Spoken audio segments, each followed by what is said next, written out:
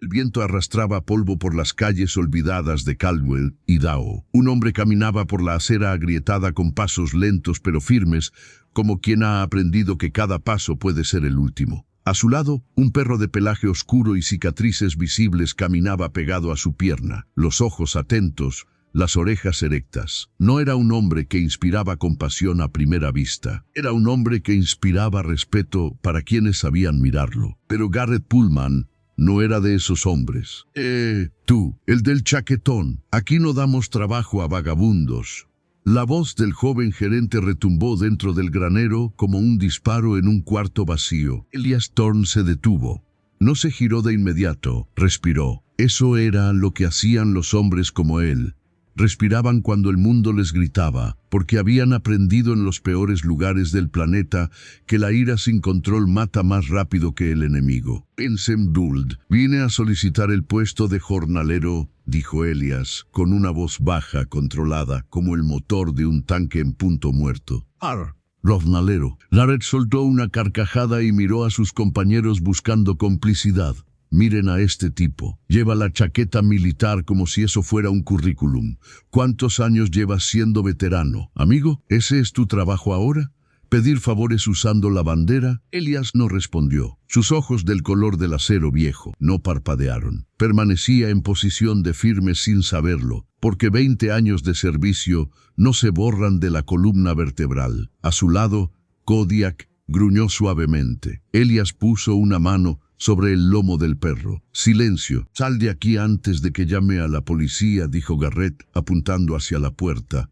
No tenemos trabajo para lo que sea que tú seas. Elias recogió el formulario que había dejado sobre el mostrador, lo dobló con precisión militar, lo metió en el bolsillo de su chaqueta y caminó hacia la salida, sin prisa, sin una sola palabra más. Pero para entender lo que ese silencio contenía, tenemos que retroceder, porque ese hombre no era lo que Garrett Pullman creía ver, y lo que él no sabía. Estaba a punto de cambiar todo. Pero antes de que continuemos esta historia, ¿se crees, como nosotros, que el mayor heroísmo vive en el silencio de quienes nunca pidieron aplausos? Ayúdanos a honrar esas memorias. Escríbenos en los comentarios. Elias Thorne tenía 40 años y el cuerpo de un hombre que había vivido 80, no por descuido, sino por entrega. Cada cicatriz en sus manos contaba una historia que ningún libro de historia mencionaría. La que cruzaba su antebrazo izquierdo diagonal, profunda, era de Mosul. La que desaparecía bajo su mandíbula era de una misión sin nombre en un país cuyo nombre aún no podía pronunciar en público. Fue Master Chief en los Navy SEALs durante 2 décadas. Entró a los 18 años con el fuego de quien no tiene nada que perder y salió a los 38 con el peso de quien lo ha perdido todo. Y aún así ganó. Misiones en Irak, Afganistán, Yemen, lugares que en los mapas tienen nombre pero en su memoria solo tienen temperatura, olor a pólvora y el sonido de la respiración de sus hombres. Cuando el ejército le dio la baja honorable, no hubo fanfarria. Nadie lo esperaba en el aeropuerto con una pancarta. El gobierno le mandó un sobre con los documentos de su pensión y una carta que empezaba con "Le agradecemos su servicio". Él leyó esa carta 3 veces. Luego la dobló y nunca más la volvió a abrir. Se instaló en un motel de carretera al oeste de Boise. Intentó trabajar en seguridad privada, pero los empleadores querían hombres jóvenes con caras amables. Intentó en construcción, pero su rodilla derecha, destrozada por una caída en el Hindu Kush, no aguantaba el ritmo. Intentó en logística, en transporte, en mantenimiento. Las puertas se cerraban con una sonrisa educada que era peor que un portazo. Lo único que le quedaba era Kodiak. El Malinois había servido junto a él en 4 misiones. Cuando Kodiak recibió el disparo en la pata trasera durante una emboscada en las afueras de Kandahar, Elias lo cargó 2 kilómetros bajo fuego enemigo. Cuando Elias fue dado de baja, pidió adoptar al perro. Le dijeron que implicaba trámites. Él respondió que tenía tiempo. 4 meses de papeleo después, Kodiak dormía en el asiento del copiloto de su camioneta. Esa camioneta era ahora su hogar. Un Ford F-150 del 2003, color verde desgastado, con una manta militar en el asiento trasero, una caja de herramientas y una lata de atún que compartía con Kodiak cuando el dinero no alcanzaba para más. Había llegado a Caldwell siguiendo un rumor sobre trabajo en los graneros agrícolas del valle. Le dijeron que pagaban en efectivo y no hacían muchas preguntas. Eso era suficiente para Elias Thorne. Lo que encontró en el granero de Harriet Pullman fue diferente. Llenó el formulario con letra pulcra, casi perfecta. Escribió sus años de experiencia en logística y trabajo físico. Dejó en blanco el campo de empleador anterior, porque las unidades de operaciones especiales no aparecen en los formularios civiles. Entregó todo en el mostrador con calma. Garrett lo miró durante 3 segundos. Esos 3 segundos fueron suficientes para que tomara su decisión, no por lo que leyó en el papel, sino por lo que vio en el hombre: una chaqueta táctica descolorida, botas gastadas, una mandíbula cubierta de barba gris y un perro con cicatrices sentado afuera junto a una camioneta vieja. El resto ya lo saben. Elias salió al estacionamiento sin prisa. Abrió la puerta del copiloto. Kodiak lo miró con esos ojos oscuros e inteligentes que nunca juzgaban, solo acompañaban. Elias sacó la última lata de atún de la guantera, la abrió con el cuchillo que llevaba al cinto y puso la mitad en el cuenco de plástico que guardaba bajo el asiento. «Hoy no», socio murmuró, más para sí mismo que para el perro. Fue en ese momento cuando el auto negro apareció.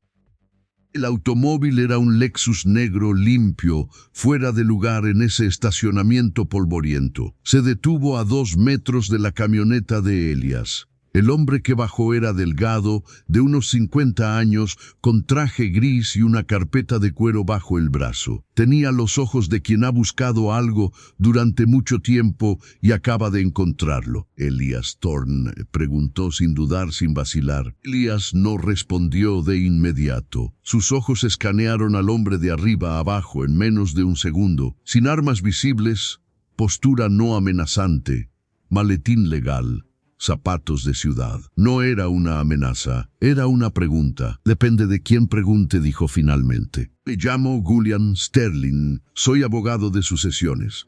He pasado los últimos 6 meses buscando al hombre conocido como el fantasma de la Fuerza de Tarea Neptuno». Hizo una pausa. «Usted es difícil de encontrar, señor Thorne». El nombre de la Task Force Neptuno golpeó a Elias en el pecho como una ola de agua helada. Era un nombre que pertenecía a otro mundo, a otra versión de él mismo, a misiones que no existían en ningún archivo público. «Sé de qué me está hablando», dijo Elias sin moverse. «Lo sé», respondió Julian Sterling con calma.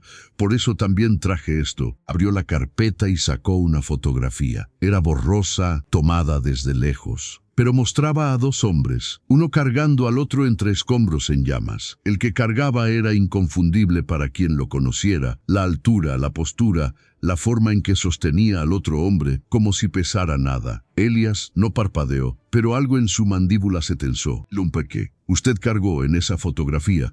Se llamaba Abraham Montgomery», continuó Sterling. «Falleció hace 3 meses. Tenía 72 años y pasó los últimos 10 construyendo algo para usted». Elias bajó la vista a la fotografía. Recordaba ese día como recordaba todos los días que habían sido decisivos, con claridad clínica, sin emoción accesible desde fuera, pero con todo el peso del mundo guardado detrás de los ojos. Era una tarde de octubre en el valle de Panjshir. Un convoy civil había sido atacado. La misión de Elias era de reconocimiento, no de rescate, pero nadie le había explicado eso a su conciencia. Un ingeniero civil norteamericano había quedado atrapado bajo una viga de concreto en un edificio en colapso. Sus hombres le dijeron que era demasiado arriesgado. Elias les dijo que esperaran en posición. Entró solo. El techo cedía por secciones. El humo era tan denso que navegó por tacto y memoria de los planos que había memorizado en el briefing. Encontró a Abe Montgomery con el torso atrapado, consciente pero desorientado, murmurando algo sobre su familia. Elias no habló, solo trabajó. Usó su cuerpo como palanca, como escudo, como herramienta. Cuando una segunda detonación hizo temblar el edificio, cubrió al hombre con su propio cuerpo, mientras los escombros llovían sobre su espalda. Lo sacaron juntos. En el helicóptero de extracción, el hombre lo miró y trató de hablar. Elias le puso una mano en el hombro y negó con la cabeza. No hacía falta. Nunca intercambiaron nombres. Hasta ahora, el señor Montgomery le dejó algo, dijo Julian Sterling, y metió la mano en la carpeta una vez más. Sacó una llave de bronce, pesada, con una etiqueta de cuero grabada a fuego. Elias la tomó despacio. En la etiqueta se leía: el reposo del centinela, Caldwell Valley, Idaho. ¿Qué es esto?, preguntó Elias, con una voz que por primera vez en mucho tiempo no sonaba completamente controlada. Es su tierra, señor Thorne. 500 acres de ganado y valle. Sterling cerró la carpeta. Él lo esperó todo este tiempo. Sabía que usted llegaría a Caldwell tarde o temprano. El silencio que siguió fue distinto a todos los silencios que Elias había conocido. No era el silencio antes de un disparo, ni el silencio después de una pérdida. Era otro tipo de silencio. Era el silencio de algo que empieza. Kodiak, desde el asiento del copiloto, olfateó el aire y movió la cola una sola vez. Pero el destino no estaba listo para ser amable todavía. Antes de que Elias pudiera procesar lo que sostenía en la mano, la puerta del granero se abrió de golpe y Garrett Pullman salió al estacionamiento con 2 hombres más, señalando hacia la camioneta de Elias. «Ahí está», gritó Garrett. «Le dije que se fuera. Voy a llamar a la policía si no desaparece de esta propiedad ahora mismo». Su mirada se posó en Julian Sterling con confusión y sospecha. «¿Quién es usted? ¿Está con este vagabundo?» Sterling lo miró con la frialdad de quien ha pasado 3 décadas en tribunales. «Yo soy el abogado del nuevo propietario del rancho que colinda con su empleador», dijo Sterling con calma. «Le recomendaría que eligiera sus próximas palabras con cuidado». Garrett se rió, nervioso, buscando apoyo en sus compañeros. «Propietario», repitió, mirando a Elias de arriba a abajo con desprecio. «Este tipo, por favor». Elias no dijo nada. Sostuvo la llave de bronce en su mano, la miró un momento y luego la guardó en el bolsillo de su chaqueta táctica. Subió a la camioneta, puso el motor en marcha. Kodiak se acomodó a su lado. El granero de Garrett Pullman se fue achicando en el espejo retrovisor mientras Elias tomaba la ruta que llevaba al valle. Había una misión nueva, y esta vez el terreno era suyo. El camino hacia el reposo del centinela serpenteaba entre colinas de hierba dorada y pinos que olían a resina y tierra húmeda. Elias condujo en silencio durante 40 minutos, con Kodiak asomado por la ventana entreabierta, el viento moviéndole las orejas. Cuando vio la entrada del rancho, detuvo la camioneta. Era una verja de madera oscura, fuerte, con el nombre grabado en hierro forjado: The Sentinel's Rest. Detrás, la propiedad se abría como una promesa: campos verdes, establos bien mantenidos, una casa principal de piedra y madera con porche amplio, y más allá, el ganado que pastaba con la tranquilidad de quien no sabe lo que es el miedo. Elias tardó un momento antes de salir del auto. Caminó despacio por el sendero de tierra apisonada hasta la puerta principal. La llave entró en la cerradura como si siempre hubiera pertenecido allí. La puerta se abrió con un crujido suave y el olor de la madera vieja y el cuero lo recibió como el interior de una historia que alguien había pasado años escribiendo para él. En el centro de la sala principal, sobre la chimenea de piedra, colgaba un retrato. Era él, horroroso, tomado desde lejos, en uniforme de combate, con Kodiak a su lado en una base del desierto. Debajo del retrato, una placa de bronce grabada a mano: «Al hombre que me devolvió mi último atardecer, que finalmente encuentres el tuyo, Creancel». Elias se quedó inmóvil frente al retrato durante un tiempo que no supo medir. Kodiak se sentó a su lado, en silencio, como siempre. Sobre la mesa de madera maciza del comedor había una carta, un sobre manila, sellado, con su nombre escrito a mano con letra firme: «Elias Thorne, para cuando llegues». La abrió despacio. El papel era grueso, de calidad. La letra, aunque temblorosa por los años,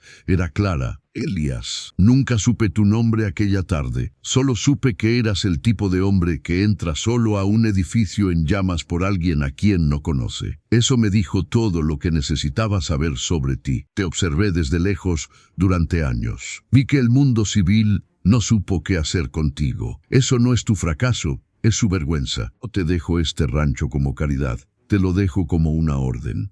Tú entiendes órdenes mejor que regalos, así que escúchame bien, soldado. Este terreno necesita un capitán.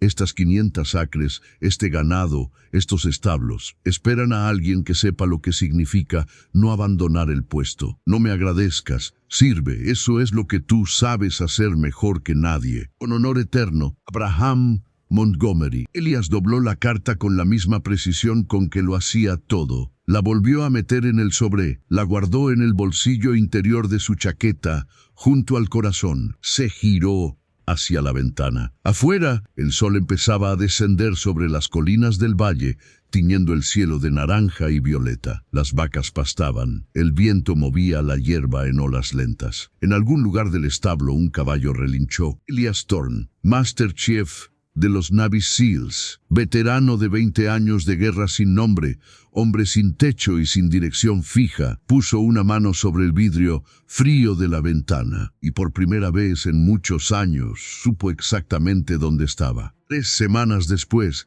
el rancho comenzó a operar. Elias se levantaba antes del amanecer, como siempre, coordinaba el ganado, reparaba lo que necesitaba reparación, organizaba los turnos con los trabajadores que Julian Sterling había recomendado. Hablaba poco y hacía mucho, como siempre. Julian Sterling regresó una tarde con noticias adicionales. Abraham Montgomery había dejado también una cuenta destinada al mantenimiento del rancho por los primeros 5 años. Suficiente para que Elias pudiera operarlo sin presión mientras encontraba su ritmo. Eso que en todo, dijo Elias, mirando el horizonte desde el porche. Era ingeniero, respondió Sterling con una sonrisa. Le gustaba que las cosas funcionaran. Un mes después de que Elias tomara posesión del reposo del Centinela, un automóvil conocido apareció por el camino de entrada. Era el mismo Garrett Pullman del granero. Llegó con una carpeta bajo el brazo y una sonrisa de negocios que intentaba tapar la incomodidad de alguien que no sabe bien dónde está pisando. Venía en representación del granero donde trabajaba, buscando establecer un contrato de suministro con el nuevo rancho del valle que todos en Caldwell ya mencionaban con respeto. Cuando vio a Elias de pie en el porche, limpio, afeitado, erguido sobre la tierra que era suya, la sonrisa se le congeló en la cara. Elias lo miró bajar del auto.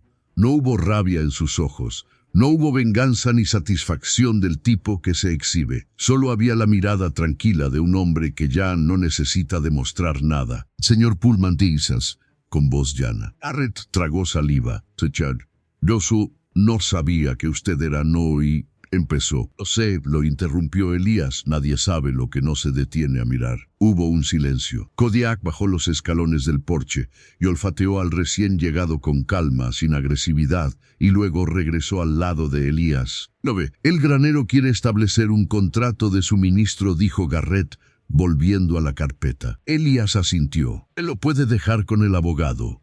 Lo revisamos. Hizo una pausa, mirando al hombre joven, con algo que no era desprecio, pero que era más pesado. Sabe manejar establos. Garrett frunció el ceño. ¿Estabgon? Los establos. Si quiere que este rancho haga negocios con su granero, necesito que entienda cómo funciona la operación. Aquí trabajamos todos. Si quiere empezar por los establos esta semana, le puedo mostrar lo que significa trabajar en tierra que respeta a quien la trabaja. No era una oferta de humillación, era una lección. Y en la forma en que Elias lo dijo, sin crueldad, sin énfasis dramático, estaba toda la diferencia entre un hombre que busca venganza y un hombre que ha comprendido que la dignidad no se recupera destruyendo al que te faltó el respeto. Se recupera siendo exactamente lo que eres, sin que nadie pueda quitártelo. Garrett Pullman se quedó parado frente a ese porche durante un momento largo. Luego asintió despacio. Recuerdo Theber es una starita más pequeña, más honesta. La historia de Elias Thorne no apareció en ningún periódico. No hubo conferencia de prensa, ni entrevista, ni video viral. Solo la gente del Valle de Caldwell, que empezó a referirse al rancho con una especie de respeto silencioso que las palabras no alcanzan a describir. Los trabajadores que Elias contrató eran, en su mayoría, hombres que habían pasado por dificultades parecidas, veteranos, jornaleros sin papeles en regla, personas que el sistema había dejado en los márgenes. El reposo del centinela no era solo un rancho, era lo que Abe Montgomery siempre quiso que fuera, una segunda misión para un hombre que no sabía vivir sin una. Kodiak dormía cada noche en el porche de madera, con las orejas atentas al sonido del viento entre los pinos. Elias se sentaba junto a él algunas noches, con una taza de café negro, mirando las estrellas que sobre Idaho son tantas que parecen exageradas. En esos momentos recordaba la carta de Abe: sirve, eso es lo que tú sabes hacer mejor que nadie. Y servía, cada mañana, antes del amanecer. Porque los hombres como Elias Thorne no saben hacer otra cosa. Y quizás, al final, eso no es una tragedia. Quizás eso es exactamente lo que el mundo necesita de ellos, que sigan, que aguanten, que estén de pie cuando todo lo demás ha caído, y que encuentren, aunque sea tarde, la tierra que siempre mereció sus botas. Si la historia de Elias llegó a tu corazón, entonces ya sabes lo que necesitas hacer. Escríbenos en los comentarios cuál fue la mayor lección que te dejó este hombre. ¿Fue su silencio, su lealtad, su forma de recibir la gracia sin doblegarse ante ella? Comparte este video con alguien que necesite recordar que el valor no siempre grita. A veces el valor solo camina por una carretera polvorienta con un perro al lado y la dignidad intacta. Suscríbete a El Precio del Silencio. Aquí no contamos historias para entretener, las contamos para que no se olviden.